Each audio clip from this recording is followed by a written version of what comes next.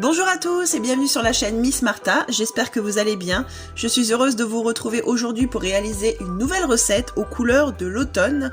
Je vous présente donc une pâtisserie que j'adore, qu'on peut appeler les salambeaux ou alors les glands dans certaines régions. C'est une recette à base de pâte à choux garnie d'une crème pâtissière. J'espère vraiment que la recette vous plaira. Je vous laisse avec la suite en images. Pour cette recette, vous aurez besoin de 500 ml de lait, une demi-gousse de vanille, 5 jaunes d'œufs, 50 g de sucre en poudre et 60 g de farine. Fendez votre gousse de vanille en deux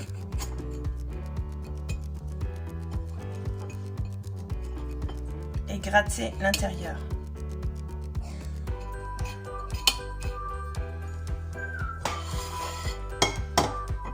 Déposez votre gousse de vanille fendue ainsi que les graines dans une casserole. Ajoutez-y le lait.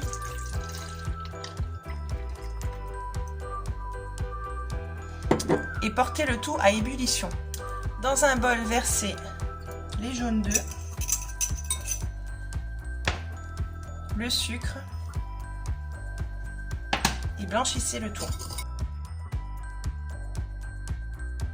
Puis ajoutez-y la farine.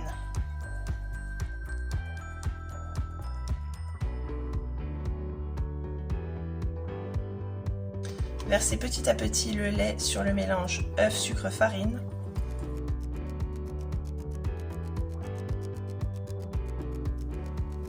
Puis reversez le tout dans la casserole et laissez cuire jusqu'à épaississement.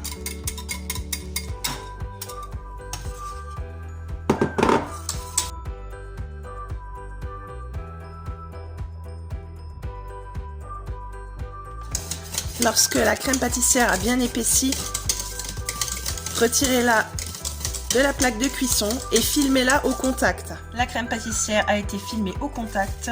Il est temps maintenant de la laisser refroidir complètement et de passer à la préparation de la pâte à choux.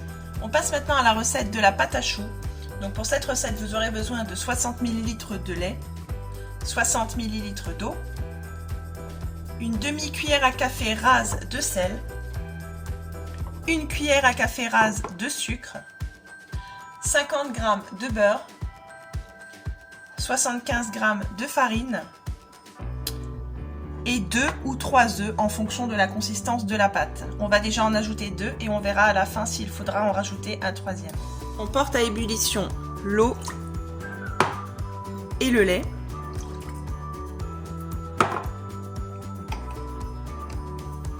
Lorsque l'eau est frémissante, ajoutez-y le beurre qui va fondre naturellement.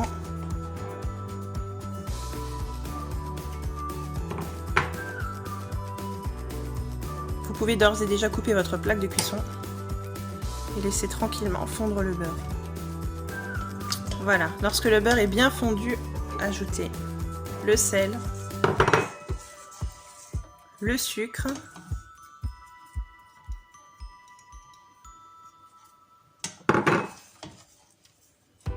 et en une fois la farine et mélangez à l'aide de votre spatule en bois. Et vous allez faire sécher votre pâte. Votre pâte sera sèche lorsque le fond de la casserole sera tapissé de pâte collante. Voilà, donc là la pâte est bien sèche. On va pouvoir maintenant ajouter les œufs. Pendant ce temps, vous allez préchauffer votre four à 200 degrés pour gagner du temps. Donc nous, on va s'occuper maintenant d'ajouter les œufs à la pâte. Alors j'utilise un batteur muni décroché. Et donc je vais ajouter les œufs un par un. Donc le premier, et j'y vais.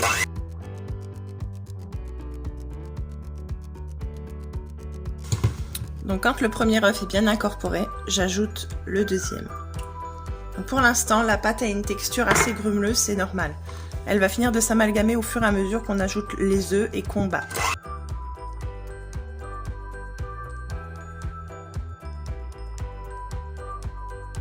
Voilà, donc la pâte a la bonne texture. Elle est bien collante. On va pouvoir maintenant la disposer dans une poche à douille. Donc moi j'utilise pour ce faire une douille Wilton 1A. Donc c'est une douille lisse, mais vous pouvez très bien utiliser une douille à petit four. Alors moi je n'en ai pas, donc je vais tout simplement pocher mes salambeaux avec cette douille là, et après je vais aller venir faire des stries avec une fourchette. Voilà, donc je vais tout simplement pocher assez largement mes salambeaux. Voilà. Je les espace suffisamment puisqu'ils vont gonfler à la cuisson.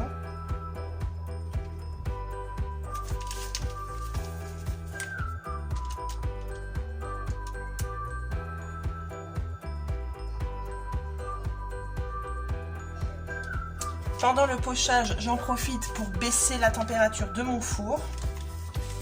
Donc la cuisson doit se faire à 180 degrés. J'ai donc mes 6 salambeaux que je vais tout simplement venir strier avec une fourchette que je trempe dans l'eau.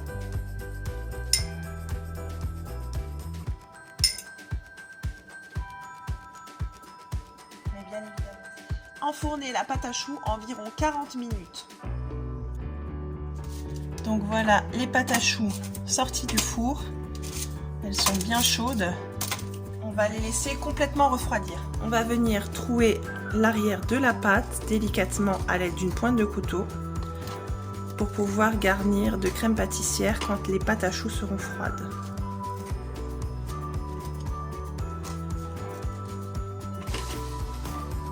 Pendant que la pâte à choux refroidit, on va passer à la réalisation de la glace royale.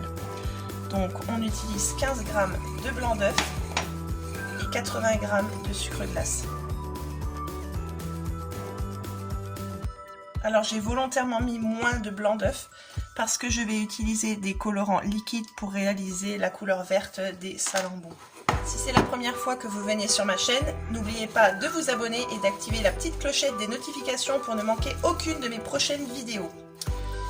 Et donc si vous suivez régulièrement ma chaîne, vous pouvez constater que je n'utilise que rarement des colorants alimentaires. Donc voilà, on va utiliser 2 petites gouttes de jaune et une petite goutte de bleu pour réaliser le vert, et on verra ce que ça va donner.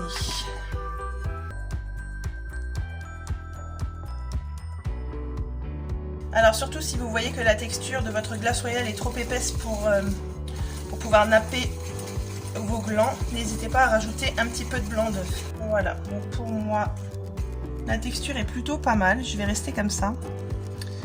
Et je vais réserver ça en attendant de garnir les glands.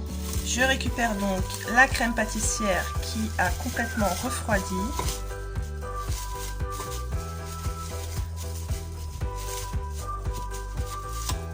Voilà. Et je viens la retravailler pour pouvoir garnir mes glands. Voilà, je vais donc la déposer dans une poche à douille.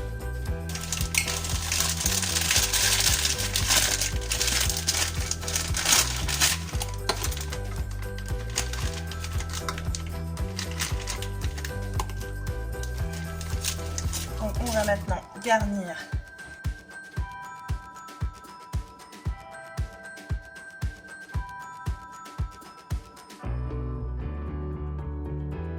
on va prendre notre salambeau et on va tout simplement venir le napper